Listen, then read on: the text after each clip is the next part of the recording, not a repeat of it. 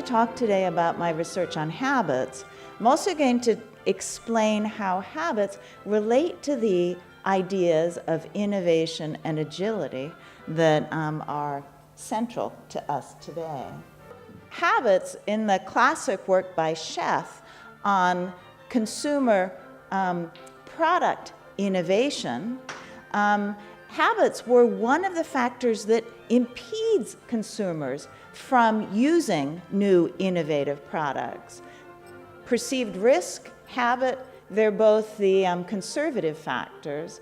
In addition, in employee evaluations, when you look to see who's creative in the workplace, it's not the folks who are doing things habitually in a systematic way.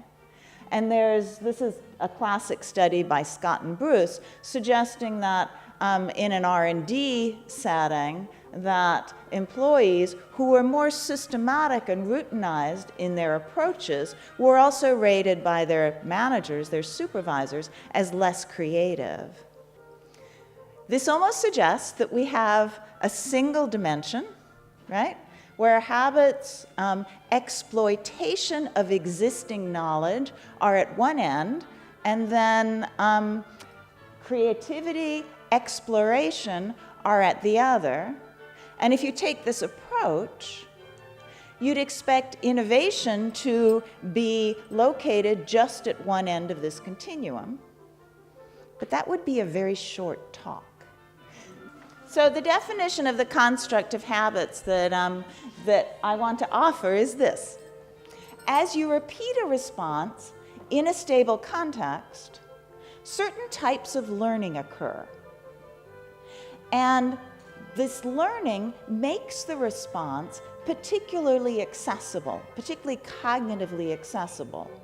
It also leads to learning of associations between stable features of the performance context and the response itself. So you're not only learning the response, you're learning cues to the response. And the features of the performance context can include, I'm a slide behind, features of the performance context can include things like the physical location, time of day, other people, or even preceding actions in a sequence.